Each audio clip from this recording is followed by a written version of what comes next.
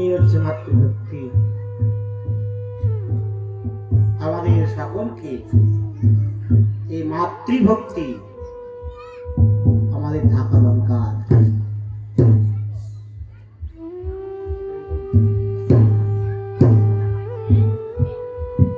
ভক্তি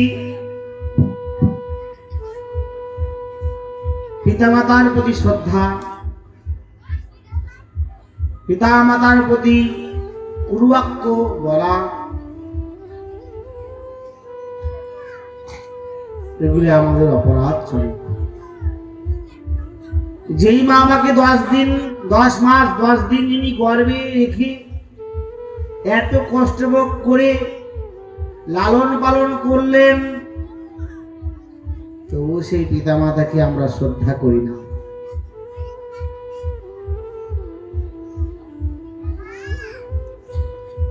আমাদের যদি এরকম আচরণ হয়, আমরা চিরসুখী হতে পারব না। তাই মহাপ্রভু নিজের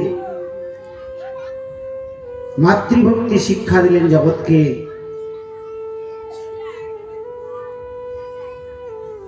এরকম মহাপ্রভুর অনেক লীলা, যার কারণে সেই প্রবেশ করেছেন গৌর লীলা, তাহার হৃদয়টা নির্মল হয়ে যায়। তাই ছিল নরোত্তম দাস ঠাকুর মহাশয় বললেন, গৌরাঙ্গের মধুর লীলা, যার কারণে প্রবেশ লীলা, হৃদয় নির্মল হল তার। যে গৌরাঙ্গের নাম লয়, তার হয় প্রেমোদয়। যিনি গৌরের নাম করেন, তার প্রেমোদয় হয়, অশ্রুকম্প হয়।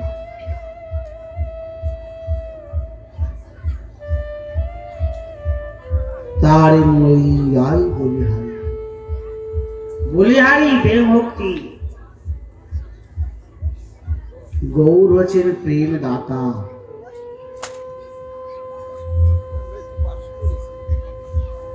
গৌরাঙ্গের গুণিতে ঝুড়ে নিত্য নীলা, তার সুরে সে জনভক্তি অধিকারী। গৌর সুন্দরের মহাপ্রভুর গুণে বস্তু যার মধ্যে বর্ষিত হয়,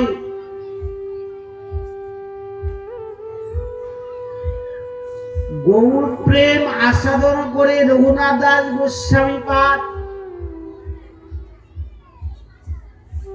অপ্সরা তার পত্নী থেকেও তিনি সেই গৃহ ত্যাগ করে চলে আসলেন গৌর চরণে। ভাবতে পারা যায়? রঘুনাথ দাস গোস্বামী পাদের জীবনীতে আমরা পাই, তিনি এতই গৌর প্রেমের প্রেমিক, গৌর প্রেমের প্রেমিক রঘুনাথ দাস গোস্বামী।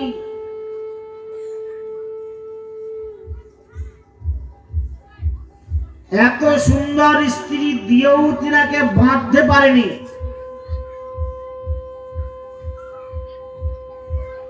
রঘুনাথ দাস গোস্বামী পাদ এক সময় গৌর ছাড়া কিছু জানেন না।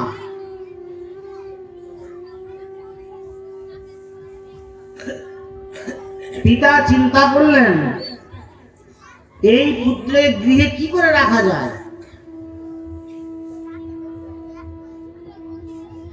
কোন এক স্বর্গের স্বয়ং দেবী মূর্তির মতন এক কন্যার সঙ্গে তাহার বিবাহ দেয়।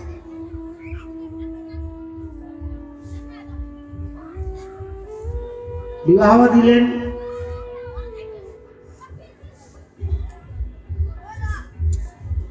বাসর ঘরে তার স্ত্রীকে বলছেন, শুনুন কথাগুলো দেখুন। আমাদের আচার্য বর্য যিনি রঘুনাথ দাস গোস্বামী পাদ, যিনি গৌরী ও গগনের আচার্য,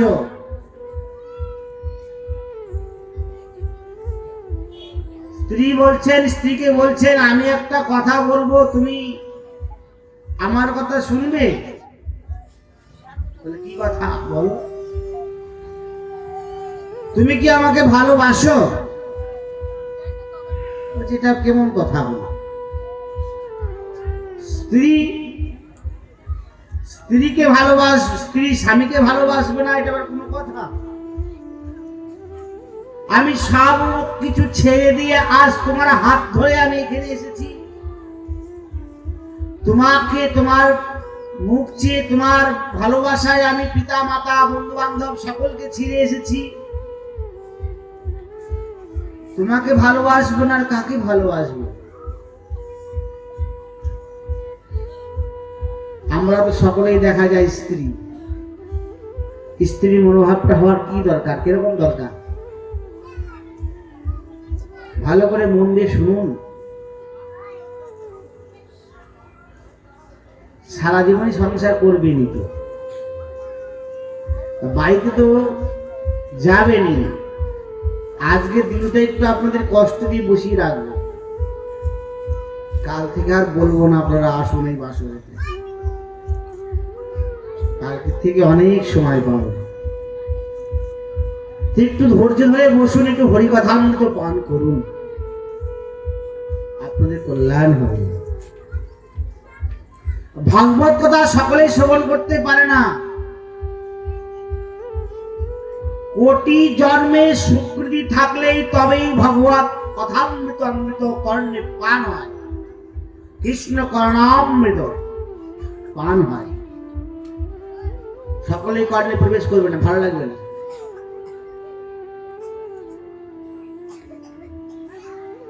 রঘুনাথ দাস গোস্বামীপাদ এই কথা যখন বললেন,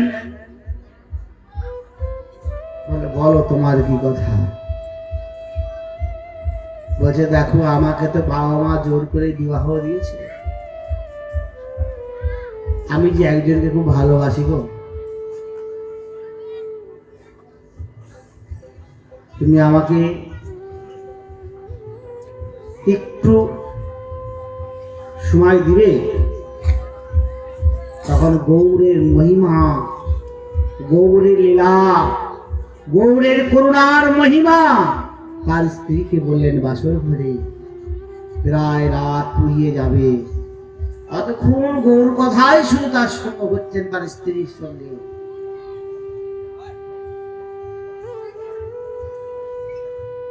গৌর যে এত করুণাময় মুক্ত বিগ্রহ, তিনি কৃপাময় ঠাকুর, তিনি পুরীতে আছেন, তাকে যে দর্শন করার যে আমার কত লালসা গো। তুমি একটু আমাকে আদেশ করবে আমি কার কাছে যাব? আমি যে বড্ড তাকে হৃদয়ে ভালোবাসি। তুমি তো আমার ভালো চাও, তুমি তো আমার স্ত্রী, তুমি তো আমার সহপত্নী, তুমি তো আমার সহধর্মিনী। যারা স্ত্রী জাতি তারা সহধর্মিনী, তারা সহপাপী নয়। কে বলেছিল জানেন তো? রত্নাকর দস্যুকে বলেছিলেন তার স্ত্রী, যে আমি যে পাপ কর্মগুলো করে সকলের কাছ থেকে ডাকাতি করে যে নিয়ে আসছি, তোমাদের যে আমি পালন করছি, পাপের ভাগ তুমি নিবে তো? তার স্ত্রী বলেছিলেন আমি সহ পাপী নই, আমি সহধর্মিনী, আমি ধর্মের সহযোগিতা করবার জন্য তোমার কাছে আমি এসেছি। সকল স্ত্রী জাতির নিয়ম হচ্ছে স্বামীর অনুগত হয়ে স্বধর্ম পালন করা।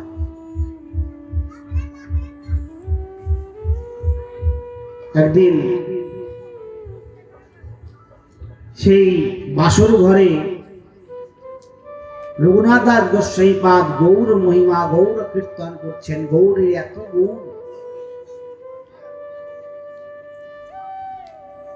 ওই যে বললাম গৌরাঙ্গের মধুর লীলা যার কর্ণে প্রবেশিলা,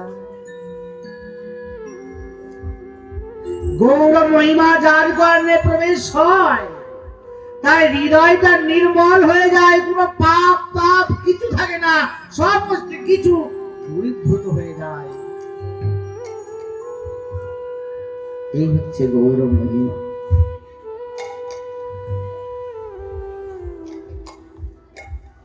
সেই স্ত্রীর কি বলছে শুনুন। তুমি গৌর দর্শন করতে যাবে পুরীতে, মহাপ্রভুকে দর্শন করতে যাবে, শোনো পিছনের যে দ্বার আছে তুমি এই দ্বার দিয়ে চলে যাও। রঘুনাথ দাস গোস্বামীপাদ বলছেন তোমার মতন পত্নী পাওয়া তো সৌভাগ্যের বিষয়। আজ বাসর ঘরে তুমি আমার গৌর দর্শন করাতে বলছে যাও, চলে যাও। কে বলবে?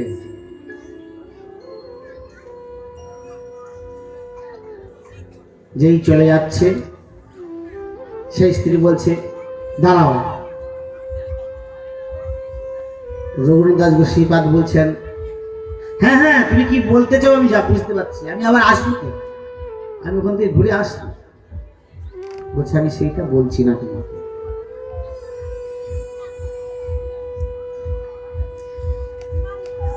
বলছে কি বলছে তুমি যে গৌর দর্শন করতে যাচ্ছ তুমি গৌর চরণ থেকে আর এসো না, তুমি ওই গৌর চরণে তুমি চলে যাও, তুমি আর এসো এই মায়ার সংসারে আমার কাছে। যিনি এত করুণার বিগ্রহ মূর্তি সে গৌর সুন্দর, তাকে ছেড়ে কেন তুমি আমার কাছে আসবে?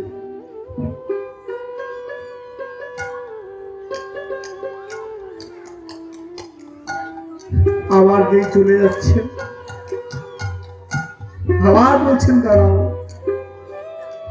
বলো এই পাপির কথা, এই পাপির কথাটা একটু গৌর চরণে নিবেদন করে বলবে জানি আমার এই সেই পত্নী জানি তোমার সেবায় উপযোগী হতে পারে। ভাবতে পারেন গৌর কথা শ্রবণ করে বাসর ঘরে গৌরের প্রতি যে অনুরাগ কজনের হয়।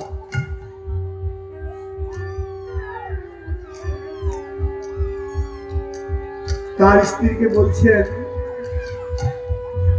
আমি জানি জন্মে জন্মে এই গৌর চরণ আমি সেবা করতে পারি।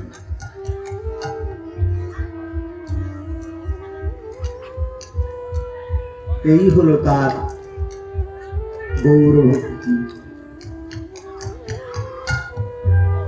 কলিযুগ পাবন অবতারী শ্রী গৌর সুন্দর, যিনি আমাকে তারণ করবেন কলিহত জীবকে, কে এসে ধরে মোরে করো পার, আমার এই চুলে মুটকি ধরে পার করো গৌর, হাত ধরে নয় চুল ধরে। আমি তো বহু পাপিষ্ঠ, আমার হাত কি করে ধরবে? এই হাতে আমি কত অপকর্ম করেছি,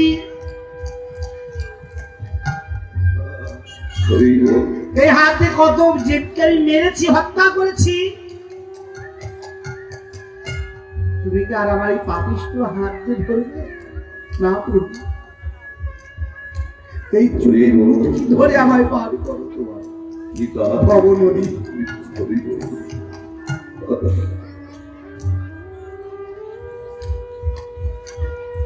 গৌর মহিমা এরকমই গো, কারোর সঙ্গে কিছু তুলনা করা যায় না। গৌর মহিমা,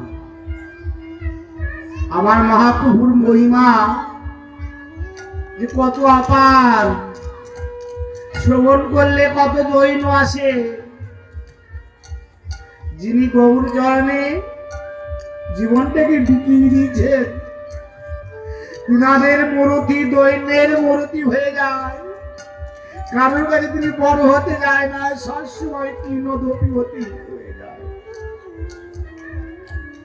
হৃদয়টাকে নিজেই কত ছোট মনে করে। এই হচ্ছে গৌর কৃপা। সকল অভিমান দূর হয়ে যায়, কোনো অভিমান থাকে না।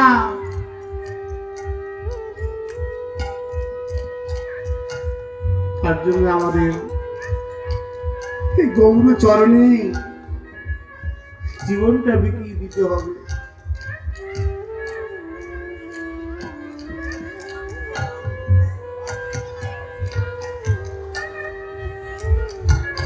একদিন নবদ্বীপ শহরে কৃষ্ণচন্দ্র রাজা এসে নবদ্বীপে উনি গৌরকে আর ভগবান বলে মানতে পারছেন না।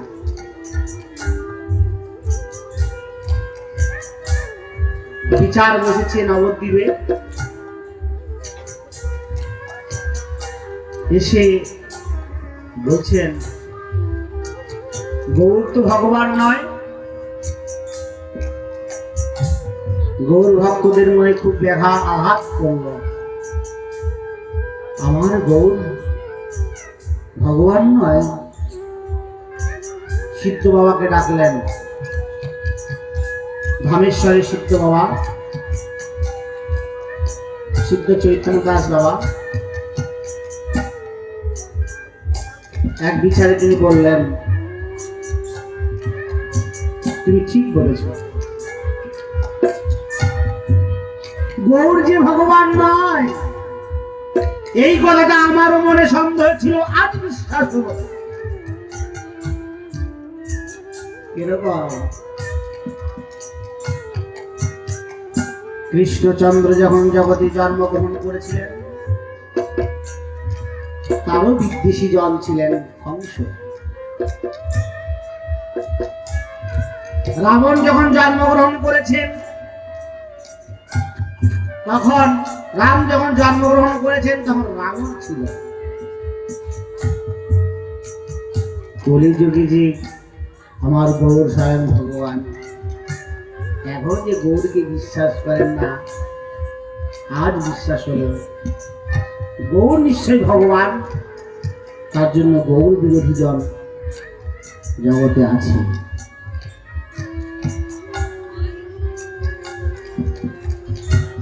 সিদ্ধ বাবা এইটা আমাদেরকে শিক্ষা দিল। তাই বলছেন গৌরাঙ্গের মধুর লীলা যার কর্ণে প্রবেশিলা।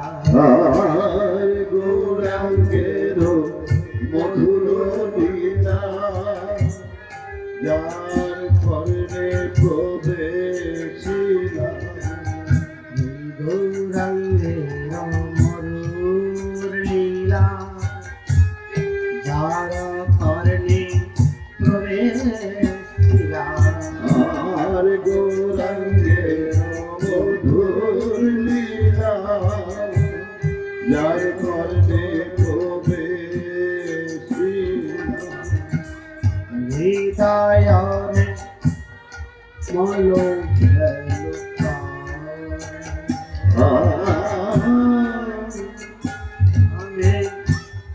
চলো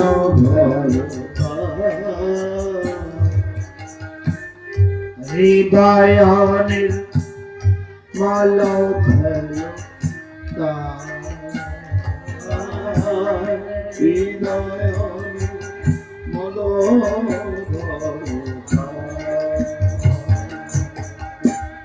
যে গৌরাঙ্গে নামলাই তার হয় প্রেম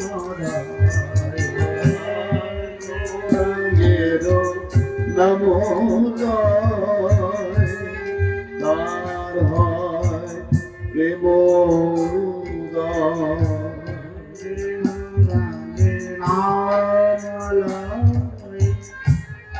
তার হয় প্রেম আর যে গৌরাঙ্গের নাম লয় তার হয় প্রেম উদয়।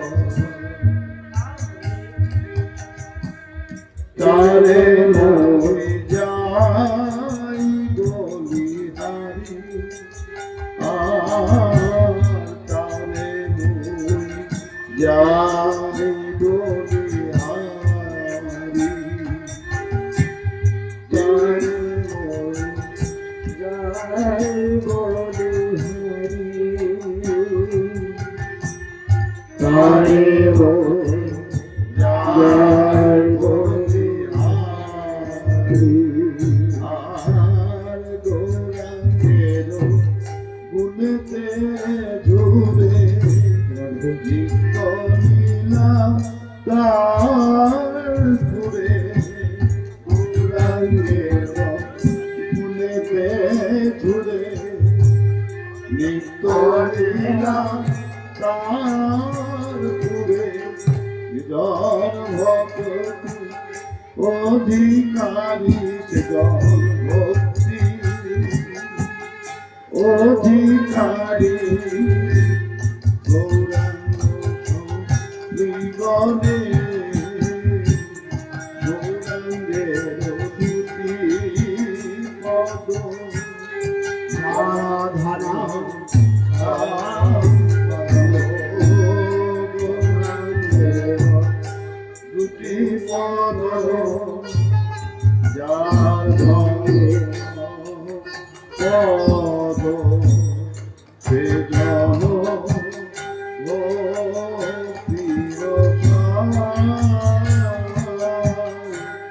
সে জানে ভক্তির সে জন ভক্তির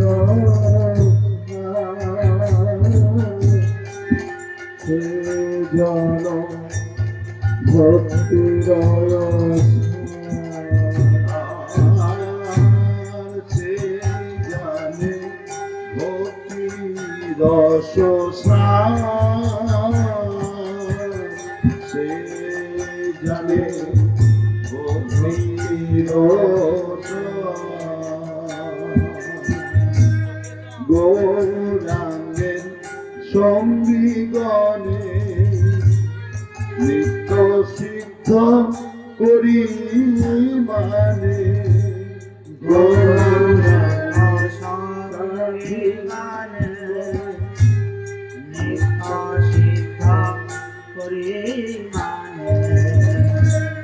সে যায় ব্রজেন্দ্র সুত সে যায় ব্রজেন্দ্র সুত সে যায় ব্রজেন্দ্র সুত সে যায় ব্রজেন্দ্র সুত গৌরাঙ্গের মণ্ডল আর শ্রীগৌর মণ্ডল ভূমি সে বাজানে আর গৌরাঙ্গ মণ্ডল ভূমি যে বাজানে চিন্তামণি ব্রজ ভূমে তার হয় ব্রজ ভূমে তাহারি হয় ব্রজ ভূমে তাহারি হয় ব্রজ ভূমে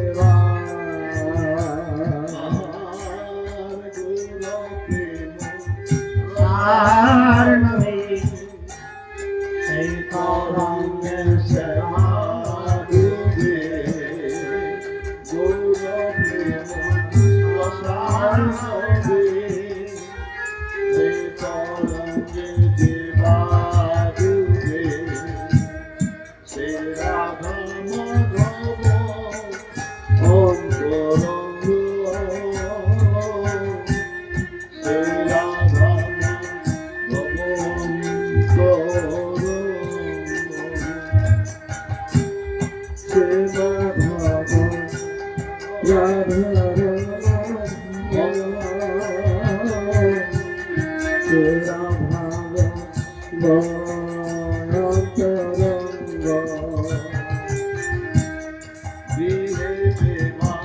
মনেতে থাকো আগুন বলে ডাকো আর গৃহে ভগবানেতে থাকে গৌরাঙ্গ বলে ডাকে। আর গৃহে বনেতে থাকো গৌরাঙ্গ বলে ডাকো নরোত্তম মাগে তার সঙ্গ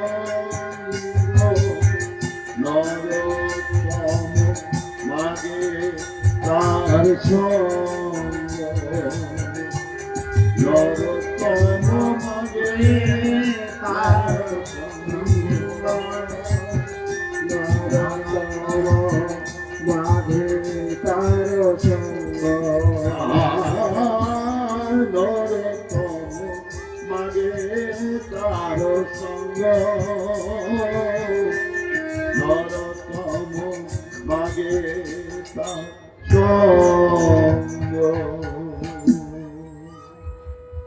ঠাকুর মহাশয় বললেন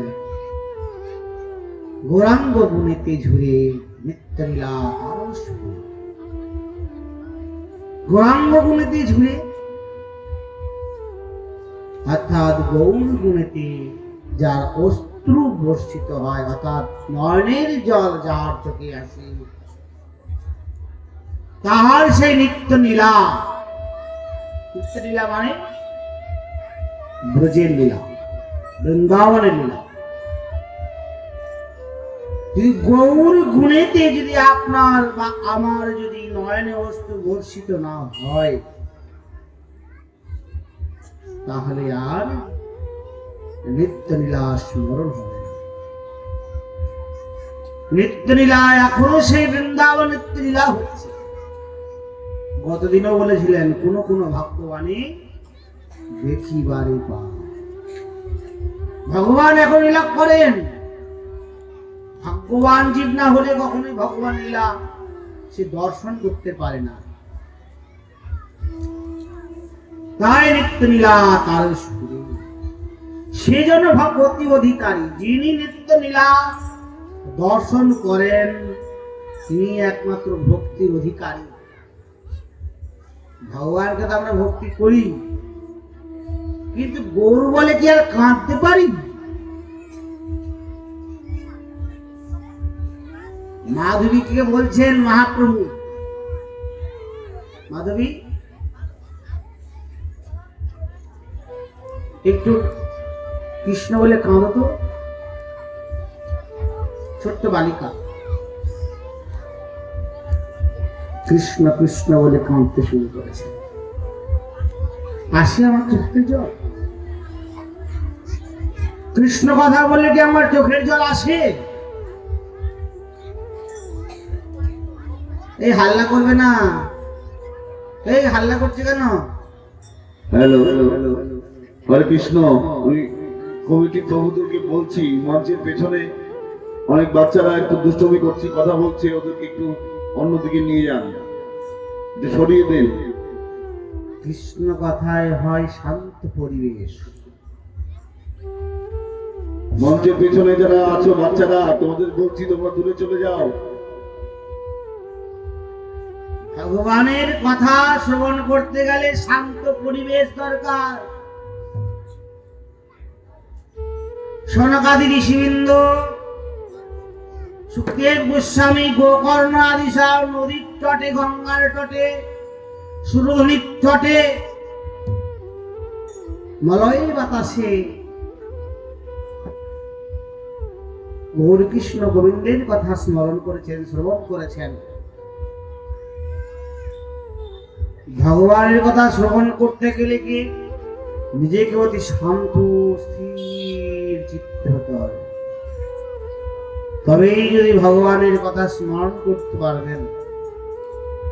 চঞ্চল মনে কখনো কৃষ্ণ কথা আস্বাদন করা যায় না।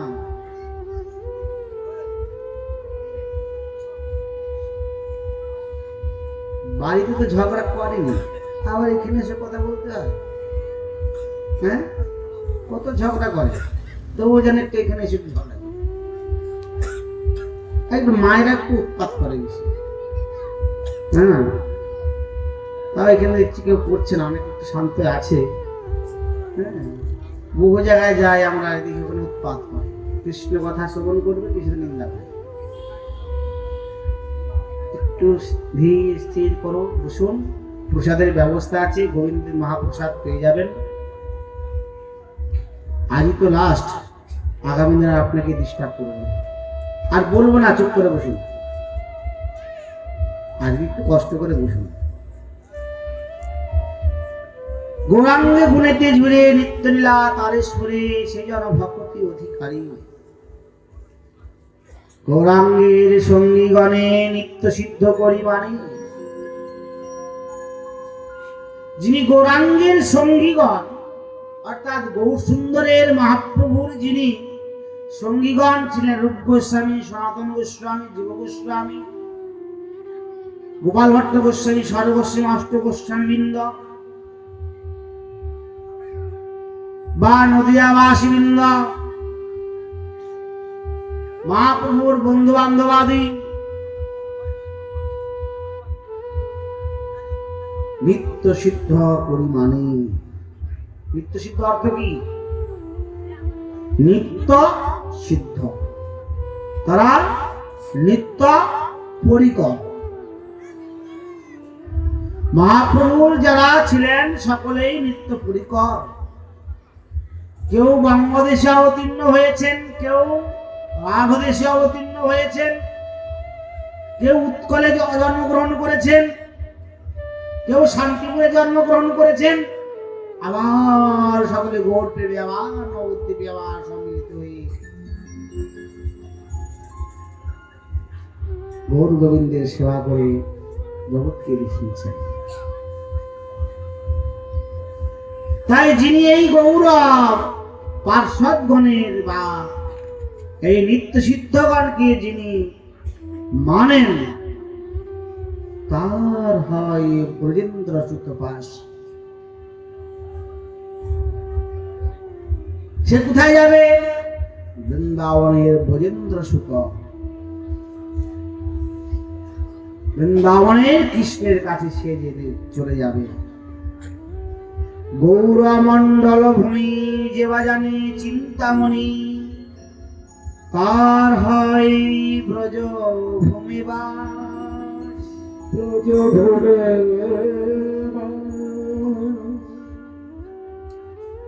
এই গৌরমণ্ডল ভূমি অর্থাৎ গৌরাঙ্গ মহাপ্রভু যে যে স্থানে লীলা করেছেন, অর্থাৎ মাল্লাতে কানার নাটশালা, চক্রতীর্থ দিকে দক্ষিণ 24 পরগনা, বহুল্লা করেছেন মহাপ্রভু গৌর নিত্যানন্দ প্রভু সব পার্শ্ববৃন্দকে নিয়ে। যে বাজারে চিন্তামণি,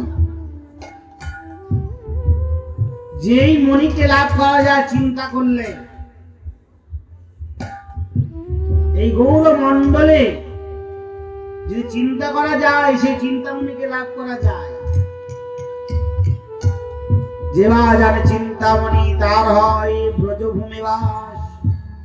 আর ব্রজভূমি বাস হবে। গৌর মণ্ডলে ধূলিকণা আদি সকলেই গৌর প্রেম দিতে পারেন, এত বড় ক্ষমতা রাখেন। নবদ্বীপ, বৃন্দাবন নবদ্বীপে গিয়ে আপনি যদি সেই ধূলিকণাও রাখেন, তাও আপনার মধ্যে সেই ধূলিকণাও প্রেম দান করবেন। গৌর প্রেম রসার নবে,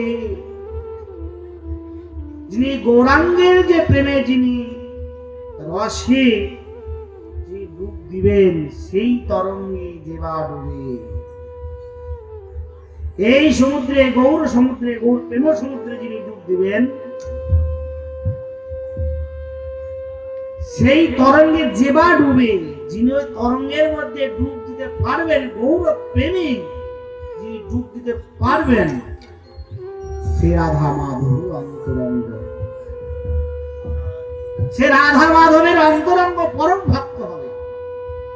মহাজনগণ বলছেন। এখন আপনি বলবেন তাহলে বাড়ি ছেড়ে চলে যাব, বাড়ি ছেড়ে চলে যাব বনেতে? গৃহে থাকো, বনে থাকো, গৃহে বাবা নেতে থাকি, হাগরাঙ্গ বলে ডাকি। আপনি গৃহে থাকেন বা বনে থাকেন বা সন্ন্যাসী হন বা ভানপ্রস্থ হন কিংবা ব্রহ্মচারী হন, শুধু প্রাণ খুলে হাগরাঙ্গ হাগরাঙ্গ বলে ডাকেন। গৃহে বা বনেতে থাকি, হাগরাঙ্গ বলে ডাকি, নরোত্তম মাগে তার সঙ্গ। যিনি নিত্যানন্দের ঘনমূর্তি, ঘন প্রেমমূর্তি, যিনি সাক্ষাৎ যিনি নরোত্তম দাস ঠাকুর মহাশয়, তিনি বলছেন যিনি গৃহে থাকেন বা বনে থাকেন বা সন্ন্যাসীতে থাকেন, যিনি গৌর বলে, হা গৌর বলে যিনি ডাকেন, আমি তার সঙ্গ লাভ করি, আমি বাসনা করি গৌর চরণে। গৌর নিতাই গৌর, হরি বল হরি বল হরি বল হরি বল, গৌর হরি বল, হরি বল।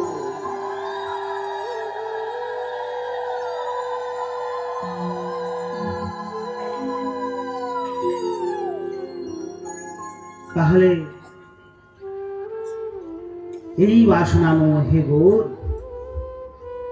জানি তোমার ভক্ত সঙ্গ পেয়ে তোমার গুণ গাইলাম।